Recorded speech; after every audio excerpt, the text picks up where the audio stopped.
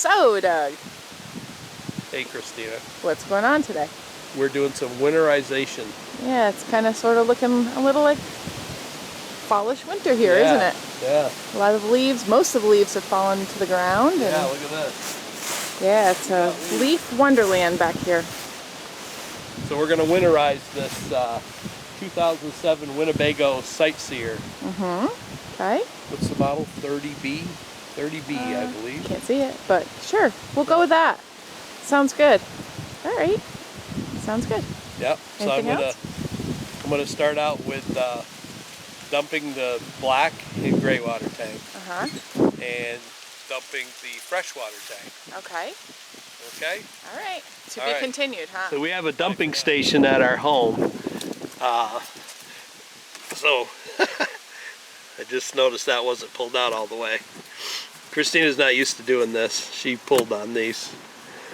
Anyway, so you want to completely empty your black water. You pull your black water first, then your gray water, of course, and then make sure you pull your freshwater tank and let that drain thoroughly, and let it drain for a while, because this is the time you don't want any water in any of this. So when I work around the nasty sewer hoses and sewer stuff, I like to put on these gloves. You can buy 100 of them for $5 or whatever, but these are pretty tough. And when you're done, just take them off, throw them away. The fresh water is this valve right here, and so we need to reach in here and turn it the opposite direction and open that up. Then you should see a hose underneath. If there's any water in there, you'll see water running out. So on this one, I ran the water pump and opened up all of the faucets in the shower, the toilet, until there was no more water coming out at all. So we will be pulling this plug and draining the hot water heater, our brand new hot water heater. We definitely don't want to ruin that. And I'll let off the pressure with the pressure relief valve so the water will run out of that. So this was tricky. Ended up being a 24mm wrench to take this plug out, the plastic plug out of this thing. This is the first time ever winterizing this camper. So that was 24mm metric.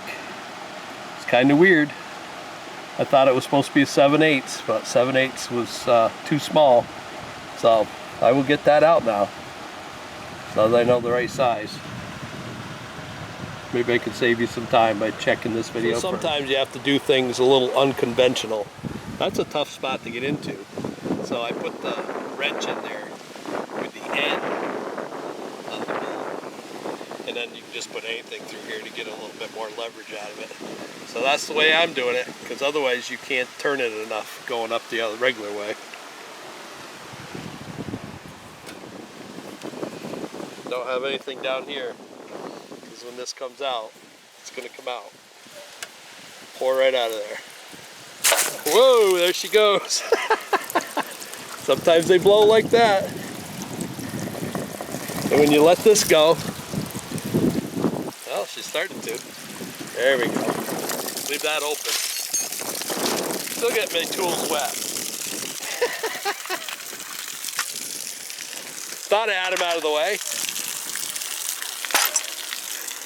Sorry folks, that even got my camera wet. I had to switch cameras. The other camera's drying now.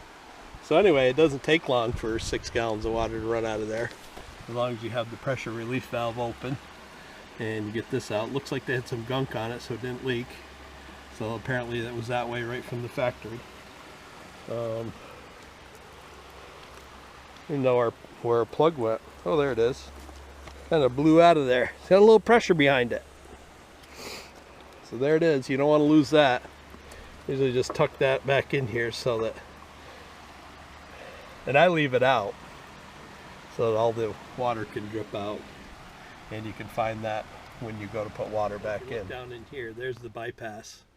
So you want to shut off the flow to the hot water tank, and it just bypasses and goes into the rest of the system.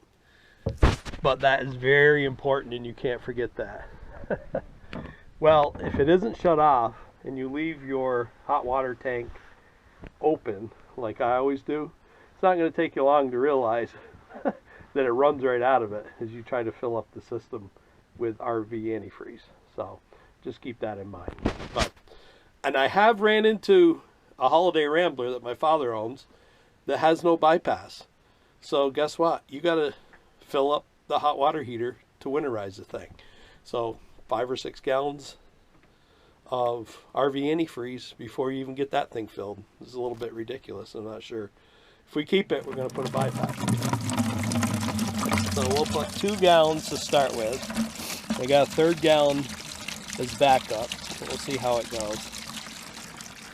Christina's having a hard time screwing the hose onto I am. submersible pump. So I'm going to help her with that in a second. Show them the pump that we're using. Maybe we'll use. We have 2 of them, so that's the newer one. You got it for $5? We did from Pete Huntoon. Oh. Yeah, looks brand new. Except for she can't get a hose on it. Can't get that on. I'll send a woman to do a man's job.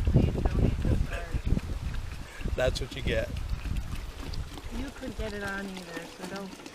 Oh, but I did get it on. Yeah, but you took something off. I took the washer out of it. Went on like a charm. All right, look how much RV antifreeze. So this is going to be a 2-man job, or a man and a woman job. All right. So as soon as you plug that sucker in, it's going to start pumping. I need to go in. You need to go in. All the You're going to be our. faucets, Don't plug it in yet. You're not ready. You got to go in first. and I need to. What are you going to do inside? I'm going to turn on all the faucets, the hot and the cold, One at a time. and I'm going to flush the toilet. And when pink comes out, I turn it off. All right. Okay. So this is your job now. All right. Well, you might want to look at this. So on most campers, you have normal, which is if you have a city water connection, and then you have your fill your tank. So if you're going to do it this way, like we are, a lot of the newer campers, you don't have to do all of this. You don't need this. It'll suck it right out of the pail jar. or the out of the jug. Yep. But if you have an older camper like this one and it doesn't have that, then you have to make sure this is on normal flow.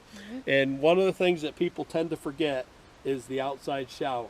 So I'm going to start by doing. It looks like we neglected to clean it too. Yeah, well, we never use Yeah. it, so it'd be easy to forget. So normal, because we're doing it this way, Mm-hmm. and do your outside shower. Yep. Okay, so you're going to start with that, and then I'll go inside. So I just Sure. turned on the faucet here in the kitchen sink, and as you can see, it's still water coming out.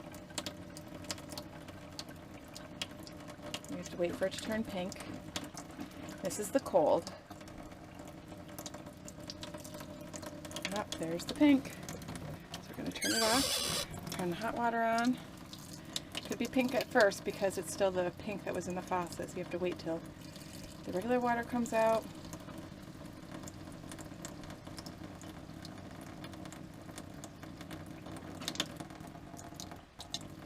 And still regular water. Pink should be coming soon.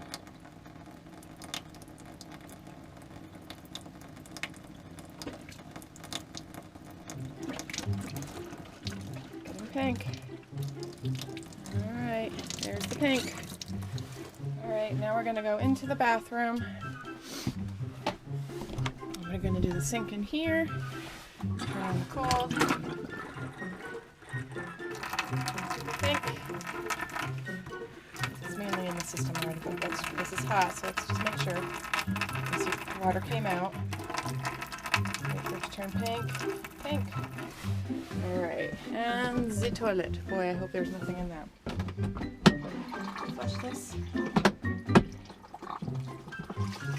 There's the pink. So that's it, folks. This is the 3rd gallon, and it's probably about half full. We didn't end up using it. So I'll end up with at least 1 gallon left. Maybe a little more. Here's my empty containers. So it went pretty smooth, I would say. So thanks again for watching the Happy Wanderers, another action-packed video. This time, how to winterize your camper. So we appreciate you watching. watching. And don't forget to like, share, and most importantly, subscribe. Hit that little subscribe button. Our channel's slow growing, but we're almost up to 3,000 members. And it'd be nice to break that 3,000 subscriber mark sometime soon. Okay, have a great day.